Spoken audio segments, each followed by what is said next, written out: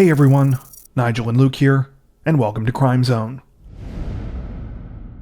If you're a regular viewer of the channel, then you might remember that back in August, we brought you a handful of stories about fake crimes that ended in real arrests. At the end of the video, we told you that we had actually come across quite a few more cases that we didn't have time to include, and asked if you'd be interested in us covering some of them in a future video. Based on your responses, it seems like the answer was an overwhelming yes. So this week, we've decided to do exactly that, and revisit this topic to cover a handful of new, and we think, equally interesting cases. Just before we get to today's stories, a reminder that if you find our videos interesting and informative, to like and subscribe for more true crime content like this. It really helps us to continue building the channel, and if you've watched a few of our videos already, you might not even realize that you're not subscribed. While you're there, don't forget to hit the notification bell to stay up to date with our latest releases. Oh, and if you haven't seen our first video on this topic, be sure to check that one out as well when you're finished. We'll leave a link in the description below. With that out of the way, here are 5 more fake crimes that ended in real arrests.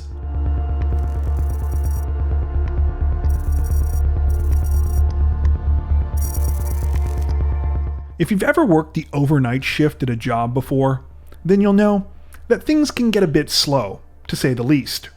This isn't the case at all workplaces, of course, but in a lot of situations, there were just fewer people around, fewer people to talk to, and fewer things to do in general. Depending on the job, you might even be sitting around for a couple of hours at a time waiting for something to happen. And with that boredom can come the obvious temptation to try and make things a little more exciting. This was apparently the case on January 27th, 2004, when a group of 5 officers from Wisconsin's Milwaukee Police Department, as well as their sergeant, 36-year-old Brian Hinkle, were working the night shift. It was early in the morning, and not much was going on, so the officers decided that instead of doing their boring old patrol work, they would head over to a local hill at a cemetery near their precinct and go sledding.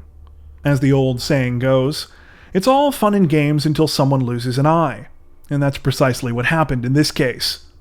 Okay, well, strictly speaking, no one lost an eye, but one officer did crash his sled and was quite seriously injured. Enough that he was definitely going to need medical attention, and they were going to have to explain what had happened, which obviously wouldn't be too good for anyone involved. While a couple of officers were willing to accept that the jig was up, and immediately suggested to the others that they call for help, Sergeant Hinkle reportedly had other ideas. Evidently deciding to take inspiration from the slope that they were standing on, the sergeant opted to take the slippery route and convinced the others to join him in a cover-up. The plan was simple. The group would move their injured fellow officer to a nearby school, stage a crime scene, and pretend that he had been injured on the job while chasing a suspect. As the cherry on top of this misconduct sundae, Hinkle suggested that this fictitious suspect should be a random black guy, who they would report had been prowling around the school. Sure enough, this is exactly what the group of officers did. After setting everything up, one of them radioed in that there was an officer down, and Hinkle ended up writing a report containing all of the fabricated details of the incident, which he handed over to his superior. In his mind, apparently, that was supposed to be the end of it. Of course, the very fact that we're telling you all of this means that this ludicrous cover-up was not successful. Reports did not detail exactly how Hinkle and the gang were busted, but several do mention that multiple officers involved eventually talked and revealed that the sergeant had come up with the whole idea. When the incident came to light, understandably, no one was impressed, least of all members of the public. 3 of the 6 officers were fired, and a 4th was suspended. Hinkle was initially suspended with pay, though according to reports eventually resigned after he was charged with felony misconduct in office. In September of that year, Hinkle pleaded guilty to the charge. At his sentencing hearing 2 months later, Milwaukee County Circuit Judge Mary Kuhnmensch reamed Hinkle out for his, quote, unbelievably embarrassing, irresponsible decision to lie about the sledding incident. She also stated that he had harmed the public's ability to trust law enforcement. Hinkle was sentenced to 4 months in jail, fined $1,000, and ordered to perform 100 hours of community service. He was also put on probation for an additional 2 years following the completion of his jail sentence. All things considered, though, it could have turned out much worse for Hinkle. According to reports, he was facing a maximum of 3.5 years behind bars, as well as a $10,000 fine.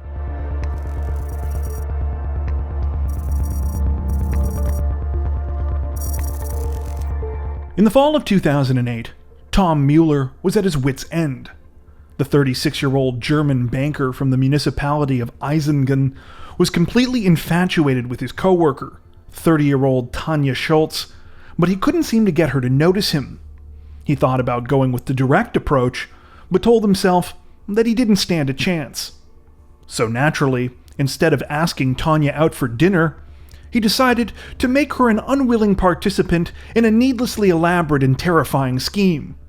Surely, this would be just as romantic, right?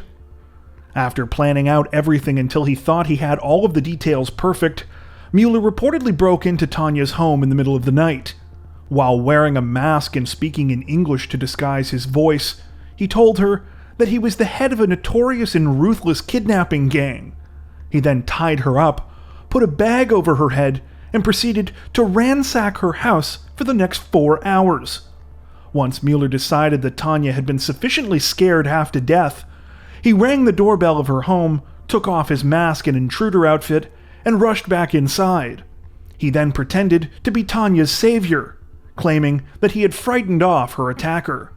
In Mueller's mind, the natural next step was for her to fall madly in love with him. I mean, he was a bona fide hero now, after all. Unfortunately for him, his ridiculous plan unraveled when police found Tanya's purse, which had supposedly been stolen by the evil kidnappers, in his pocket. While it's unclear exactly what happened to Mueller after this, the few reports we were able to find from the time state that he was charged with kidnapping, unlawful entry, and theft. Needless to say, it did not work out between him and Tanya.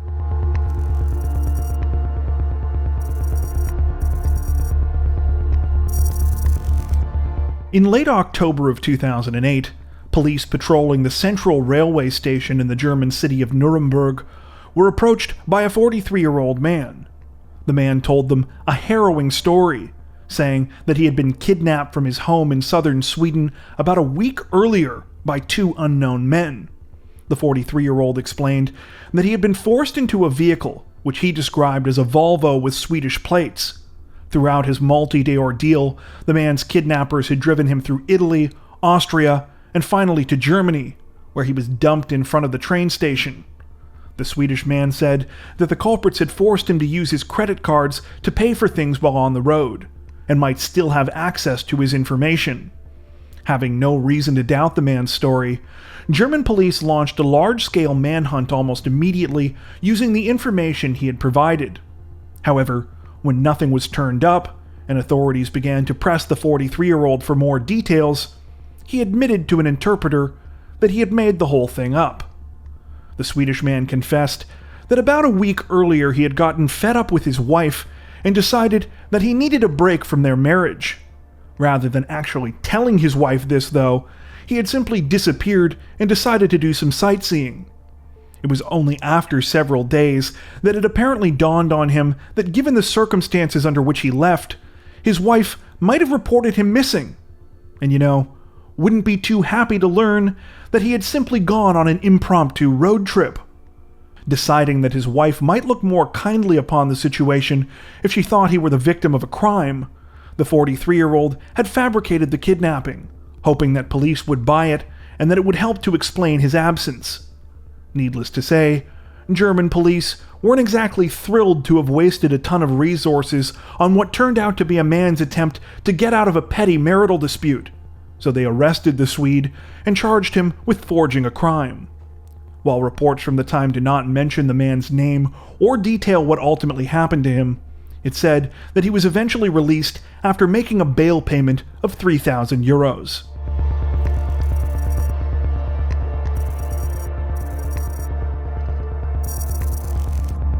On the evening of June 16th, 1993, 30-year-old Catherine "Kitty" Worrell was in the midst of her usual dinner break in the employee lounge at work. Deciding she wanted a drink, she grabbed a can of Pepsi that she had brought with her that day, filled up a cup with ice, and cracked open the can. She had just started to pour the fizzy cola into her cup when out of nowhere, her coworkers heard her yell out in surprise.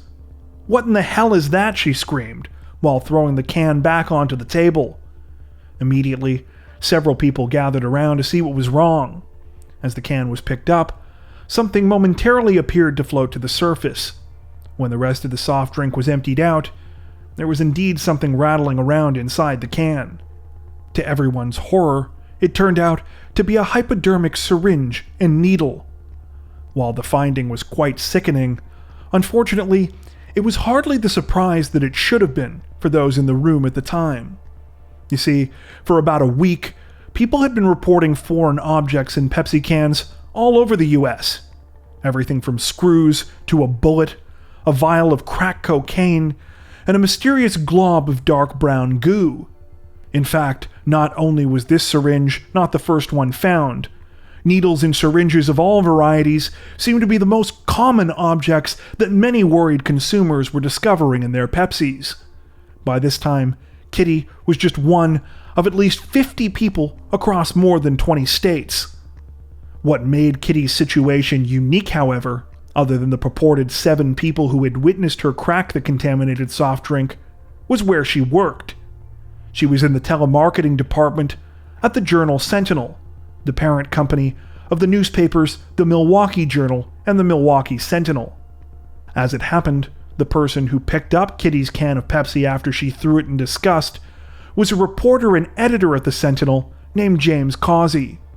Naturally, the paper took advantage of the viral story which had seemingly landed in their lap and printed it on the front page of the following morning's paper. The article featured a first-hand written account from Kitty Worrell, describing the situation and her reaction. She led with the line, "I still can't believe it." Little did she know that pretty soon, no one else would either. See, while Kitty continued to repeat her story for the next day and a half to any media outlet that would listen, significantly amplifying the Pepsi-related panic in the process, it turned out that both the FDA and the FBI were also tuning in intently. In fact, they had been investigating all of the numerous claims about foreign objects found in cans of Pepsi, and one by one, each was being revealed to be a hoax. If you're a regular viewer of the channel, then you'll probably know that we've covered several other product tampering cases in the past. You'll likely also remember that aside from mass public panic, almost all of these cases tend to generate copycat offenders. This is precisely what happened here, only in this case, not even the inciting incident was real. Apparently, the person who launched the scare had been an 82-year-old retired meat salesman in Tacoma, Washington, who said that he and his wife had found a syringe in a can of Diet Pepsi 7 days earlier, while looking for a prize-winning phrase for part of a contest that the soft drink company was running at the time.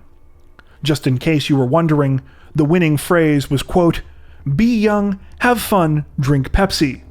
Though given what happened, you'd be forgiven for thinking it was, "Pretend there's a needle in here, call the media."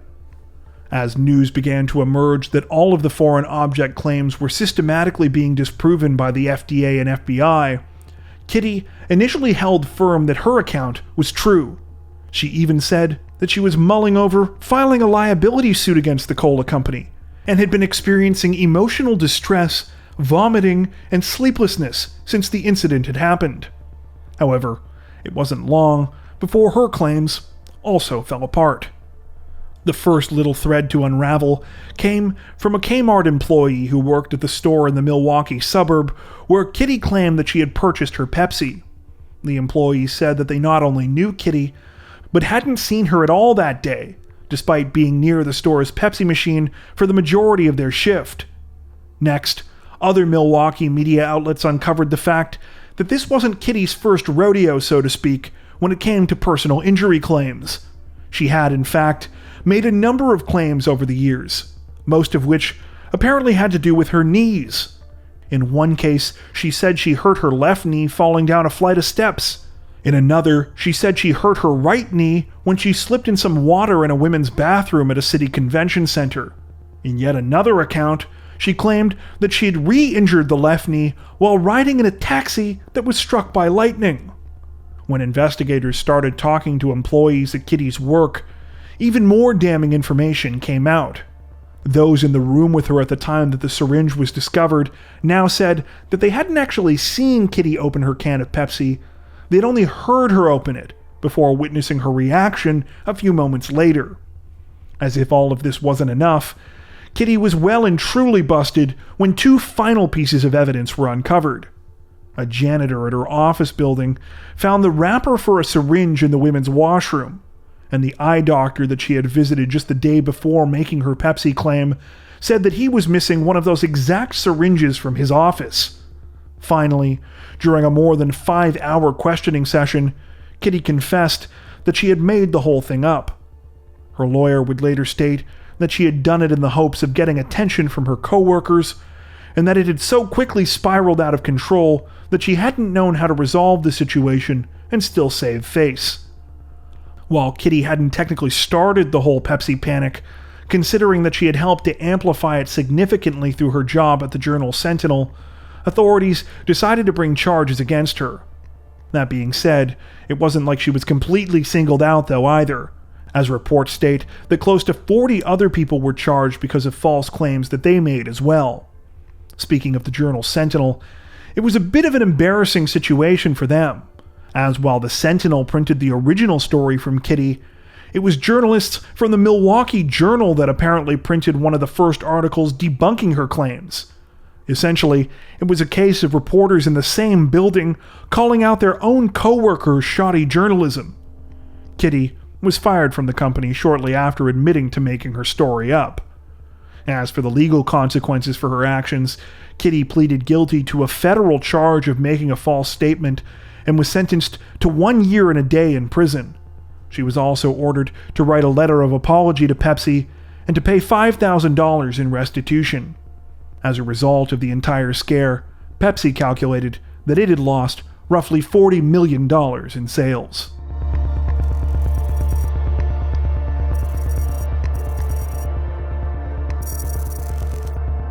On the night of January 7th, 2022, police in the English county of Kent received a series of alarming phone calls. The caller told them that he had a nail bomb, claimed to be a member of ISIS, and said that he had planted his explosive device somewhere in the Mercure Great Danes Hotel in the town of Maidstone. The man called 4 times, each time referring to himself by the bizarre nickname Mr. Bomb. Though police would have taken the threatening calls seriously no matter what, the situation was extra unsettling because at the time, the hotel in question was being used as a temporary court. Given this fact, and the nature of the threats the caller had made, authorities quickly feared that they might be dealing with a potential terror attack. A large police response was quickly mobilized, which included special branch teams, units of the British police that deal specifically with matters of national security and intelligence. When officers arrived at the scene, they swarmed the hotel, and the building was thoroughly searched. No explosives or any other dangerous devices were found. Fortunately, it didn't take long to figure out what had happened. This was because during his several phone calls, Mr. Bomb had actually given his real name, address, and date of birth to police. It turned out that he was a drunk teenager named George Brazil. George was 18 years old, and his series of bad decisions that night reportedly started when he left his home in the town of Faversham, about 20 miles east of Maidstone, and had too much to drink. Somewhere along the way, he got into a fight with the person that he was with, and the pair split up. The problem was, this person was also George's ride home, so he was now stranded. Now at this point, most of us in this situation probably would have called a taxi, used a ride-sharing service, looked up public transit options, phoned another friend, or perhaps attempted to make any number of other arrangements. George, however, convinced himself that there was another way. He decided to call in a bomb threat at a local hotel, somehow evidently believing that when police showed up, they would be more than happy to give him a ride home. Understandably, this is not how things played out, and George was arrested and subsequently charged when police realized that his repeated calls had been a hoax.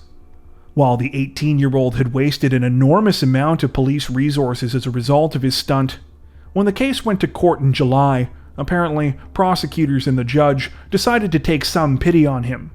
The incident was chalked up to, quote, booze and a lack of maturity, and was also partly attributed to the fact that the 18-year-old has autism.